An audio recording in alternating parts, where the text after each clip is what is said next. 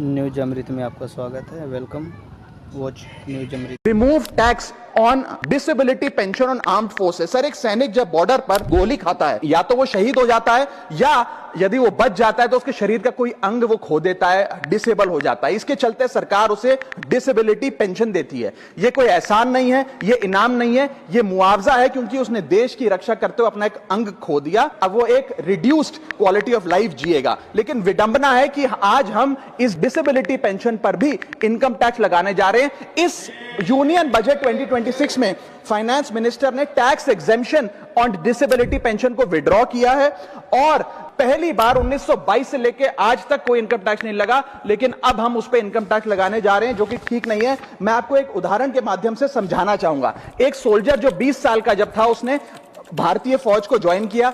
25 साल सर्विस करने के बाद एक्सट्रीम कंडीशंस में उसने दिवाली बंकर में मनाई, ईद बॉर्डर पे मनाई, क्रिसमस के दौरान पेट्रोलिंग करी, अपने बच्चों के बर्थडे, अपनी मैरिज एनिवर्सरी, सुख दुख के मौके सब मिस किए।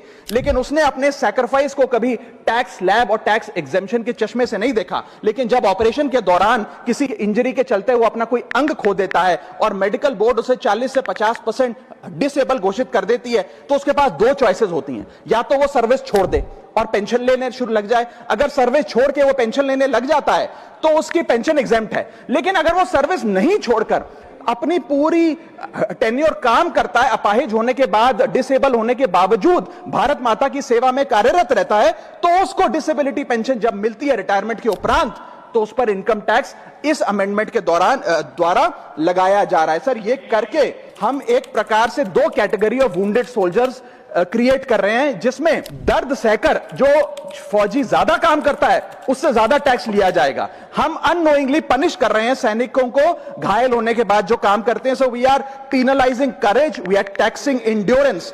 मैं कहना चाहता हूं sir, when the wound is same, service is same, sacrifice is same, tax treatment अलग अलग नहीं होना चाहिए। डिसेबिलिटी पेंशन कोई विंडफॉल गेन नहीं है, कोई बोनस नहीं है, कोई प्रिविलेज नहीं है। अगर भारत माता की सेवा में उस सैनिक ने अपना कोई अंग खो दिया, उसको टैक्स मान के और उसकी डिसेबिलिटी पेंशन को अतिरिक्त इनकम मान के उस पर टैक्स नहीं लगना चाहिए। You can tax income, you can tax profit, but you cannot tax a soldiers sacrifice.